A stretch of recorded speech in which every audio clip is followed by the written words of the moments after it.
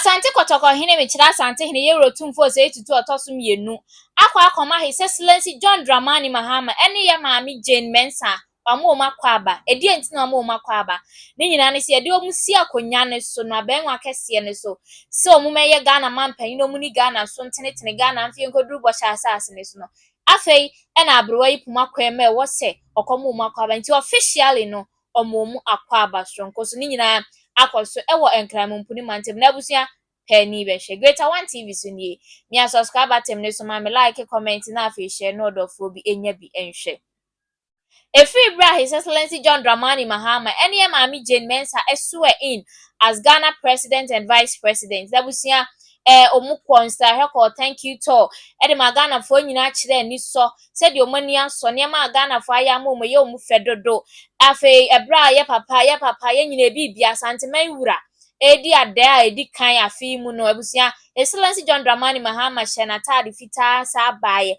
ebeda na se ni ase aseda wo hoi esie ni kaja ni aseda arefre woni paso nti da ne da nyina ka ye ho no ena santeman wura ye wura sante hene akọ ne naso akọ nkramumpuni mantem ni mu akọ akọma na kwa abasronko so sanso oni di ka ba ne naso ebe se ne se me kopre idibia bi sei minya amesa aba abeda wase ampa His Excellency John Dramani Mahama kopre dibia onya aye no osaba asanteman gba ye wura naso ba beda na se afei de asanteman wura enso se ene ye meso me mamakwa ba maba amontena se ampanyin se de ewura se no o se de oba besra obehwe se bosu be se enum asensie ni ba yi na otumi be pe na wo besra no otumi ma ha ene no nya kwan a besra wo se bi nyina na wo be show nkran a showten na niema pe wo se mo ye de boa Ghana tumpon no mo ye eni kwa se mo hwe nsuo ni nchenche wa hwe nsuo no wonnom enti hwe nsuo no nanom nsuo no na afei enti mi nso abapan ma Ghana man nyina na ye ne yatim so ye hontoy abusia owie ye John Dramani Mahama de nsem bi tudwa kire Ghana fo omani so na afei niema ode agu akwam ena kakra edi nanim. Amount of time and effort the president has invested personally in encouraging our preparation for this summit. And it is only right that we acknowledge and pay tribute to the energy, creativity, and insight with which he has begun the task of researching the agenda for the economic regeneration of our country. We wish you every success, Mr. President.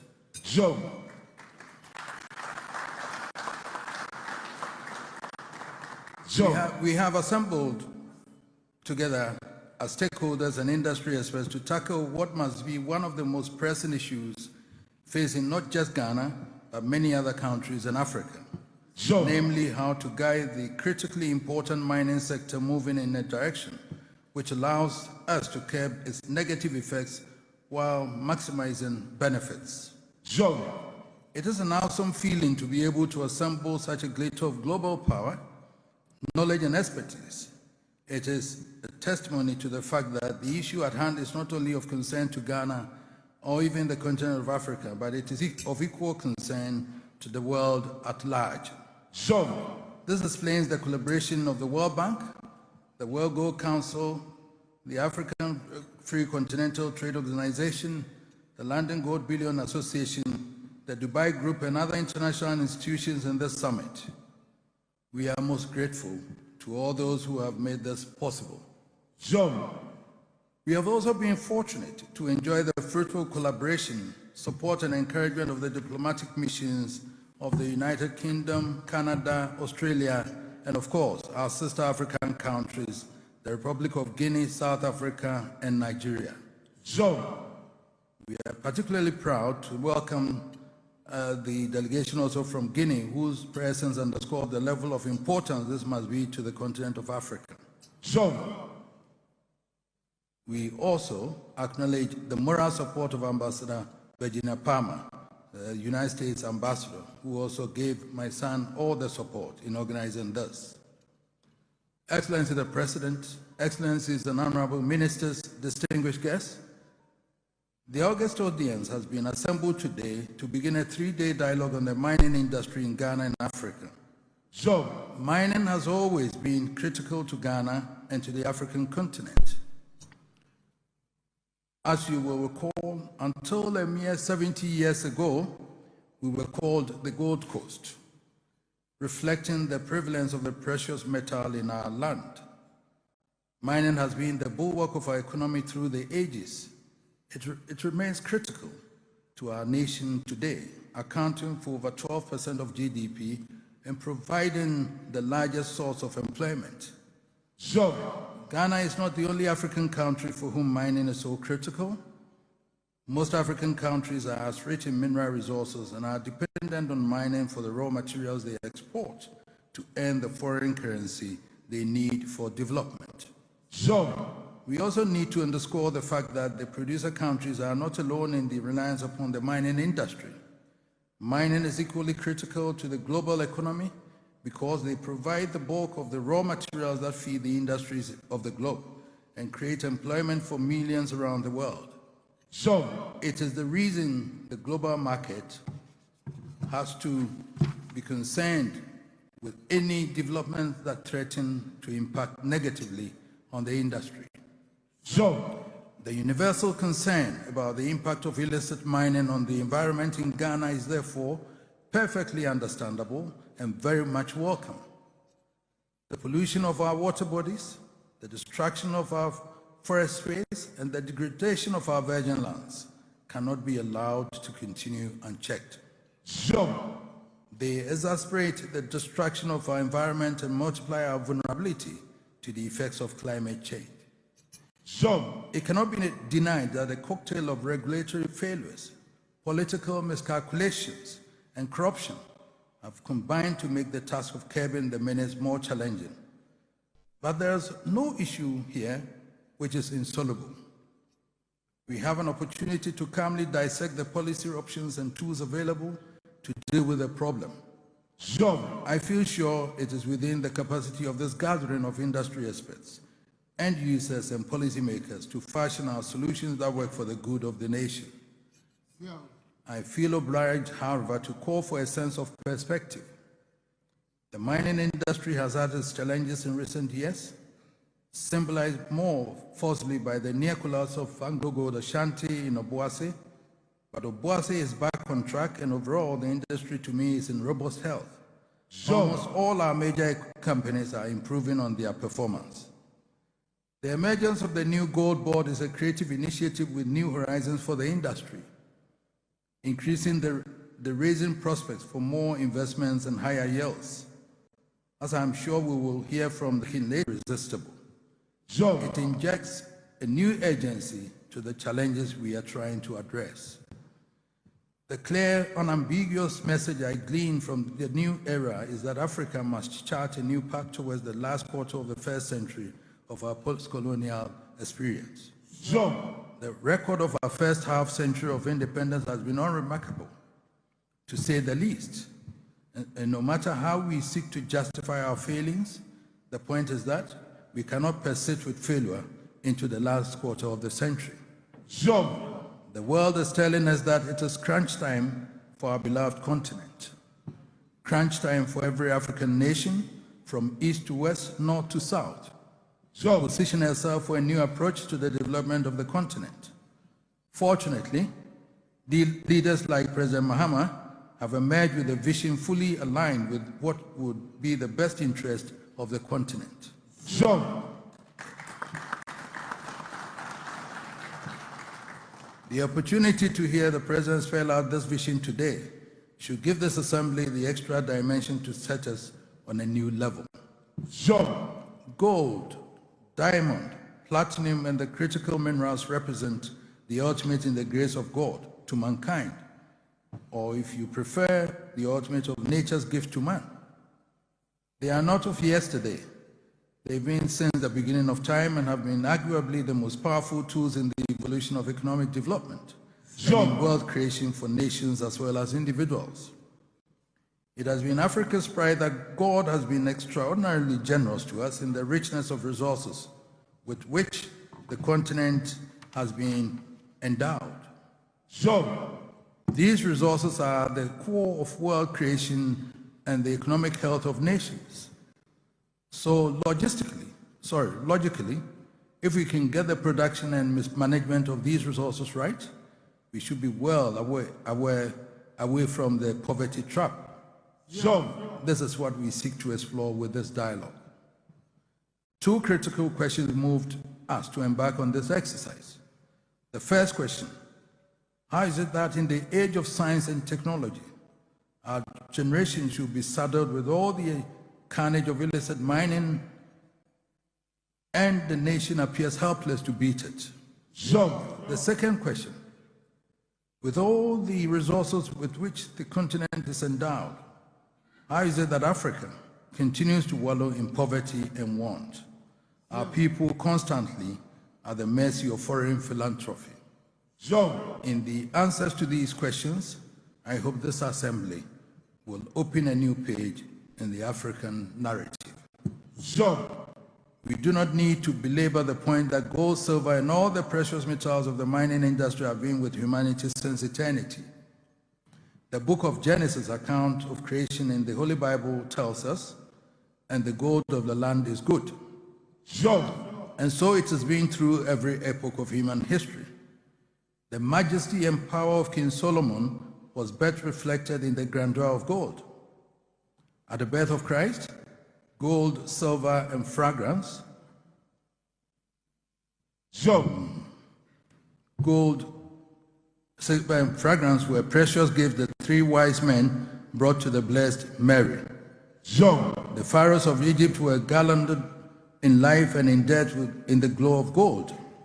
Indeed, every empire known to history rested in great part on gold. And in the industrial age of our time, gold has been the foundation upon which the wealth of nations have been built. Through every phase of this evolution, gold has been extracted from the depth of the land and refined by fire in the furnace.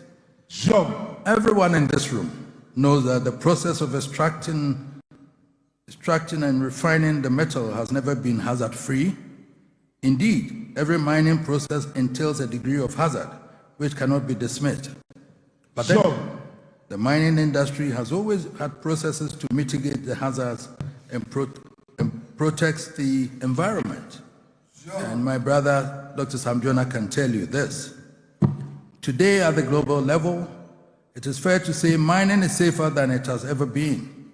And the main operators in the industry in Ghana are no different. They are as efficient and as safe as any other country. So frankly, the ongoing struggle over illicit mining in Ghana is deeply depressing. It is depressing because the destructive effects are so obvious it beggars belief that there should be any pullback on efforts to combat them. And it is depressing because there are alternatives in the acknowledged best practices that offer greater benefits to the affected communities. Probably the most costly effect of illicit mining to me is the distraction from the real challenge we face, which is how we maximize the benefits of our noble heritage. We have to be true to ourselves and admit that we have not done a good job of representing and protecting ourselves in the competitive global market. Sammy, I thank you very much on this one. Through the mining industry and then gold in particular has been pivotal to our economy over the years. When the statisticians tell us that mining has contributed an average of 12.3% to GDP and being the largest employer of labor in Ghana, they seem impressive. But how many of us, policymakers as well as social thinkers, have tried to assess the true value of the resources we dispense? How many have followed the value chain to the final consumer to calculate the true value of what we sell as raw materials? The most cursory analysis should tell us that what we proudly exalt in our statistics is only a pittance of the true value of the resources we deliver to the market. The real wealth flows from the value which is added along the so-called value chain. But we are painfully excluded from this juicy portion of the value chain because the industries in the manufacturing process to whom we sell the raw materials are only located in the already rich countries. In this scenario, it is impossible to deny the contention that some sweat to egg out of crumbs. Some sweat to egg out of crumbs while others cream the milk. Indeed, even the gold market has been characterized as split between the golden rich of the end-use world and the gilded paupers of the produce nations. This world of inequity is untenable and unsustainable. Admittedly, this is a much broader issue encompassing the entire structure of the global economy. But because of its commanding posture in the divide between the North and the South, the mining industry is in a position to act as a catalyst for change. If we acknowledge that this inequity is at the root of ever-widening gulf between an increasingly impoverished Africa and the wealthy world, you should down on us that we may be storing the ingredients for social disaster and disorder with catastrophic consequences, possibly sooner than we realize. And if we are seized of this danger, then we owe it to ourselves, to the industry we are devoted to, and to posterity, not to look the other way, but to grab the nettle and move the dial in a new direction. The gold market can show the way.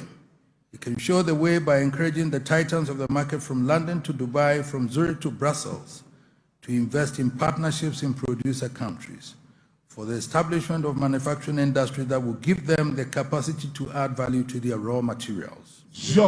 It may seem on the surface a curious request to make seeing this world, this would inevitably lead to the industrial world having to cede or lose a substantial part of their market share of manufactured goods. But that is precisely what needs to be done if the world is to contain the consequences of the inequities of the present.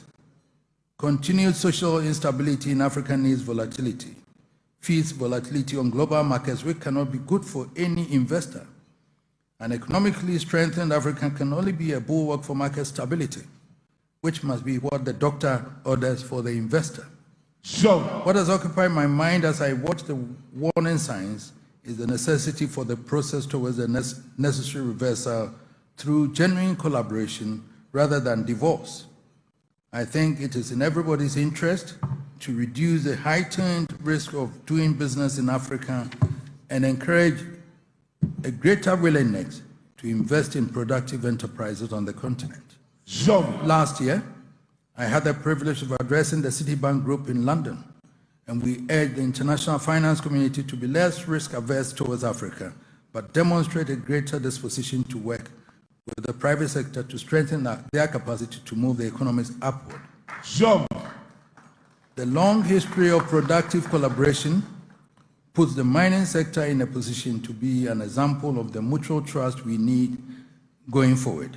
Indeed, the cherished friendships within the Gold Council encourages me to dare to think that we can work together to herald a new era of equity and shared prosperity. I thank you very much.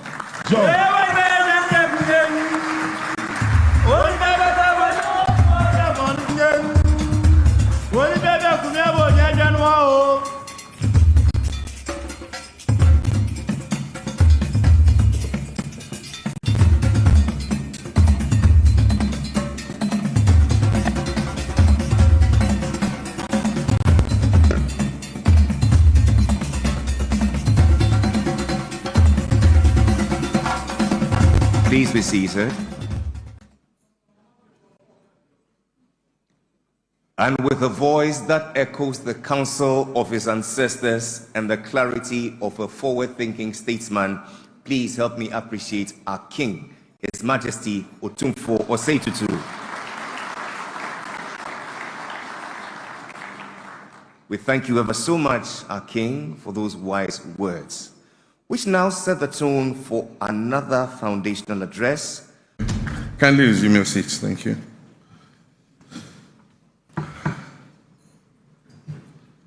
His Royal Majesty Osei-Tutu, the second king of the Asante Kingdom, His Excellency, the former President of the Republic of Ghana, John Agyekum-Kufuor, His Excellency Wamkele Mene, Secretary General of the African Continental Free Trade Area, the Honorable Emmanuel Ama Kofi Boa, let me thank you for the brilliant presentation you just gave us.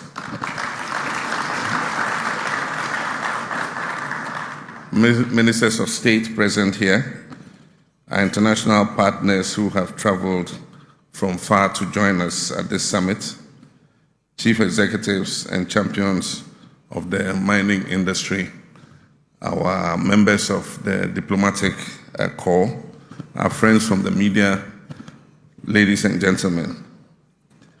It's my singular honor to welcome you all to Ghana and to this landmark gathering, the Mining in Motion Summit 2025. We're gathered here today not merely to talk about minerals, but to reimagine the future of mining in Africa. And so permit me first to express my heartfelt gratitude to Otumfour Osei Tutu II for his inspiring vision and leadership in convening this summit. Nana, we thank you very much. Your unwavering commitment to Ghana's development and environmental sustainability is admirable. Let me also thank Oheniba Kwekudia and the Ashanti Green Initiative team for delivering on this vision, and also the Ministry of Lands and Natural Resources for its strategic collaboration. Africa is rich in gold, bauxite, lithium, manganese, cobalt, and other rare earth minerals. Our continent is said to hold about 91% of global platinum reserves. We hold about 79% of phosphate rock. Over half of the cobalt and manganese in the world is found in Africa. Vast untapped deposits of lithium and graphite. And yet we remain among the poorest continents globally. Ghana, as the leading gold producer in Africa, reflects both the opportunities and the contradictions in this sector. Mining contributes substantially to our GDP, to our foreign exchange and employment. But I must say it has not transformed the lives of our citizens as it should. And so we must ask ourselves the hard question: why does the wealth beneath our feet not translate into prosperity above ground? A major reason is our extractive structure. We export raw materials, raw minerals, and we import finished product. But the real value, which is jobs, technology, and revenue, is captured elsewhere. My administration is committed to moving beyond extraction to transformation. And this means that we'll be investing in the downstream industry of the mineral value chain, refining our gold and developing our jewelry industry, processing our bauxite into alumina and aluminum, converting lithium into battery components for export, and using iron ore to feed a steel industry. We must integrate mining into the broader economic framework, linking it to our manufacturing, energy, logistics, and research. That is how we build resilient and diversified economies. In the past, huge concessions were carved out for foreign mining interests. State mining assets were sold to foreign companies because we lacked the capital, the technology, and the human resources to fully exploit the natural resources that nature so bountifully blessed us with. But that situation has changed now. It is possible to raise capital. Technology is available. And Ghana has a huge human resource with expertise in every aspect of the extractive industry. We therefore believe that there should be increased participation and investments from Ghanaians in exploiting our mineral wealth.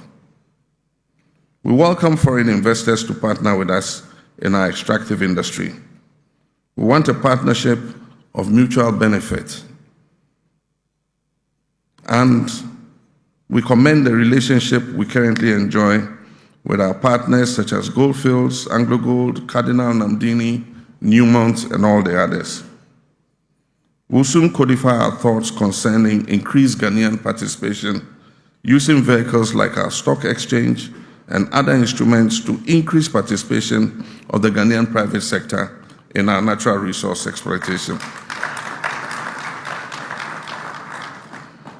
As the world becomes more transactional in relations between countries, it becomes even more critical for us to use our natural resource endowment to create prosperity for our people.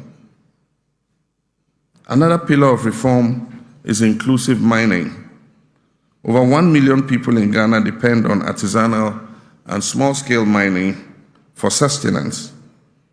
However, this sector has often been informal, conflict-prone, and environmentally damaging. We're therefore taking bold steps to formalize the small-scale mining sector through initiatives such as the Cooperative Mining and Skills Development Program, the Ghana Landscape Restoration and Small-Scale Mining Project. And as the Minister said, there are various initiatives underway. These initiatives aim to provide legal access to land, training, equipment, and shared infrastructure. We also will eliminate the use of mercury and supporting environmentally safe alternatives for mining. Let me be clear at this juncture. Artisanal miners are not enemies of the state. If properly trained and supported, they can be allies in our development.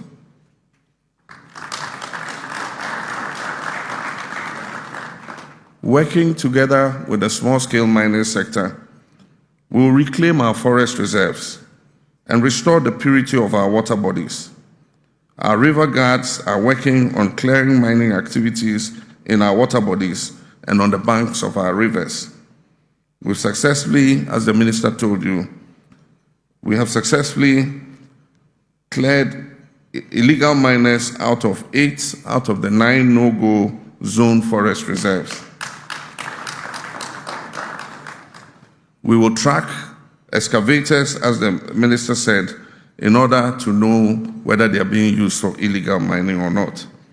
And we intend to change the permitting regime. Ghana has more excavators in this country than in the whole of Africa. We're going to change the permitting regime. You will not be allowed to import an excavator or put it on a ship unless you get a permit before you can ship an excavator. Mining cannot be sustainable unless it's also responsible. Environmental degradation, water pollution, and community displacement are not inevitable byproducts of mining. They are the consequences of poor governance and enforcement. We're strengthening environmental, social, and governance frameworks across the mining sector. And this will include, like I said, banning toxic chemicals in gold processing like mercury, mandating site rehabilitation. And so it means that small-scale miners and medium-scale mining must also have rehabilitation clauses in their permits to reclaim the land. Enforcing community development agreements and promoting renewable energy use in our mining sector. True policy and regulation will ensure that every ounce of gold or gram of lithium mined in Ghana leaves with a positive green footprint. The world is transitioning. The use of fossil fuels is waning, and clean energy is rising. With this comes a surge in demand for critical minerals like lithium, graphite, nickel, and other rare earth minerals. Ghana is ready to play a central role. We're establishing policy, legal, and investment frameworks to explore and develop critical mineral reserves, build refining and battery manufacturing capacity, attract ethical long-term investors, promote local content and technology transfer. In this new global order, our mineral wealth is not just a national asset, but a strategic geopolitical resource. The Gold Board, a key plank in my administration strategy to reform the gold mining sector and ensure maximum benefits for Ghanaians from our gold resources, has taken off. In its short existence, it has sanitized the gold sector, ensuring maximum returns from our gold exports. Ghana's gold exports earned the country 2.7 billion. Ghana's gold exports through the PMMC and the Gold Board earned the country $2.7 billion between January and April. And this figure is expected to increase exponentially throughout the year.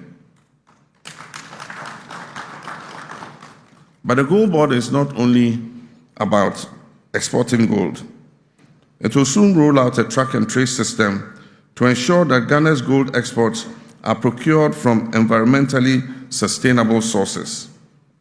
The Gold Board will work to train artisanal and small-scale miners in responsible and sustainable mining practices. The Ministry of Lands and Natural Resources, in collaboration with the Gold Board, is also soon to launch. Distinguished ladies and gentlemen, mining in motion is more than just a theme. It is a declaration that Africa's mineral wealth will no longer be a curse, but will be a blessing. That Ghana's gold will not enrich others while leaving our people in poverty. And that this summit will chart a new path of value, sustainability, and dignity. I therefore call on all present, governments, investors, miners, regulators, and communities to rise to this challenge. Let us lead not just in production, but also in innovation, responsibility, and shared prosperity. With this spirit of cooperation and resolve, I have the honor on behalf of the people and government of Ghana to declare the Mining in Motion Summit 2025 duly opened.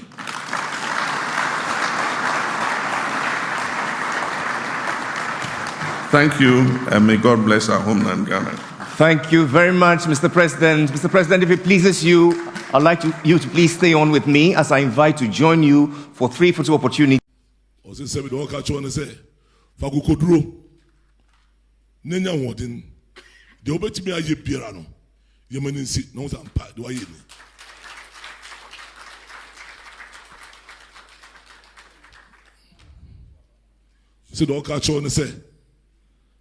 Yedim Ghana phone mu obiara wona Ghana phone wona Ghana phone to abama o se Ghana phone nya omugidie to abama o no won kwa ka se enemi a ena wanya gidie eyi wa pamfo a se be se ye mo wa se bo azo to ne ma nyina pepepe no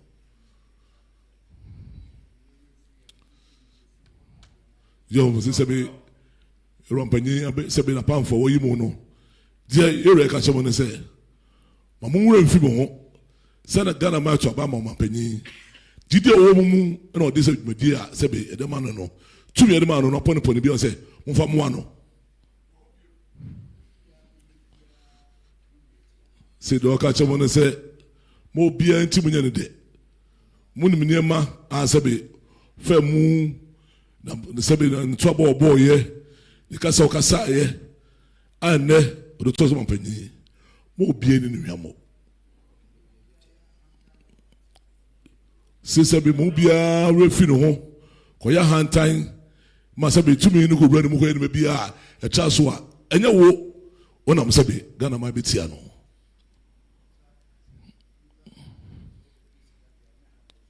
so by your head nkasa ye o kan se be ni pa wo yi wo mo ni nyinara no so we pesca dia ni any pay so na ade beba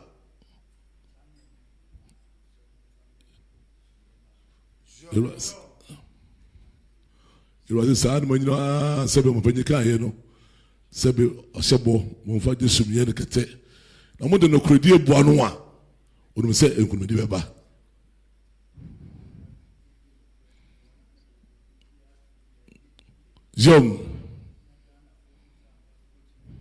Jom se se be munyira de no kredie na mo de boa no a Ghana fo nyira be unzampa dwumedi wodi ni e hyese be muko endisi no ermunyam e hyega na man munyam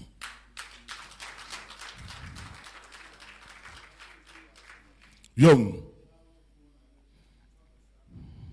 Say Sebi, wa Mampenia, Pau Piera, as a Bocoma Penu Piano. Uno Bua Samoa, there be, and from the far, the frog Mampeni, and Mamumu, then go fast and be a mat. For the Giano Ho, not you did that show Sano.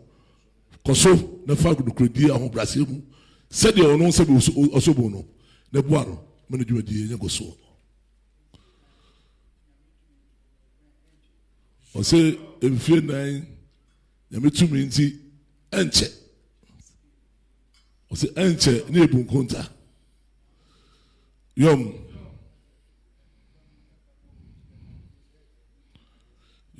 se sebi sa kuta buono. Ne ka sebi ne babu taka. Sebi na de bia woye na sebi de obeye bia ebetia no na beto mapanyi. Se sena akoyesa. Yom say ne mum yemfa akoma pa on some pat be dey da shensa eyi ni ya ne bu hu kunta sa ampa be dey shensa ye bu kunta na de kunumdi aba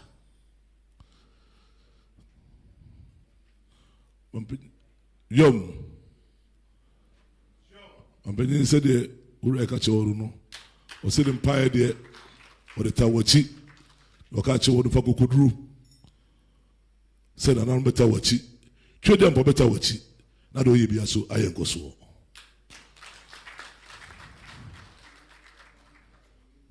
Jom se Ghana fo nyina to aba na ka se be we na yi no a kotoko hene o yo ba tan o no gina o se no fa na kom twitwi na prempe o so no de osmaban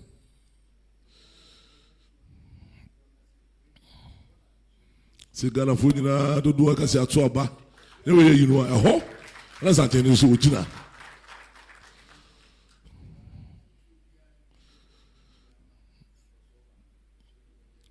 se basa kokura no se Ghana fo nyina gidi ya ma wono no dia e mo biara on fo ma biara so de tawachi no o de tawachi na ho mu no so ayenko so ma Ghana man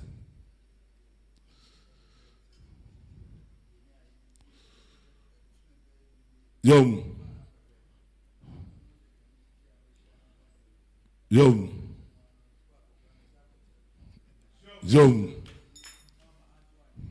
Yom Yom Yom Ampany said the area said no o said that the Obabesra obehwe say bosu be say enum asensie ni ba yi na otumi be pe na Obabesra no otumi ma ha ene no nya kwan Obabesra wo say be nyina na Obabesha wo nkran a shawtin some of the catching you for to seven. Some of your powerful number boa penny. Na enka say enemy there be. No more for the home Brazil no kutano no. Ne ka say papa o kasala montino. Munsuano. Na mo fa moano. Na santene ofiri ha no okukumase. Se wo man se bo penny ho anto no. Amoano ma nudwedi anya ngo so a. Ebi o bebe bio no. Na se be ne ma ho na enye papa. Onu se mo betie na ma fa futuo no. E de aboa no. E na Ghana man you felt Ghana my canny. Ghana my disabi, Kaya, the Ibias were so. Two for so shirako, so Yamko Ponka, Mado Ibias and Egoso, so the 247, or the William Massey.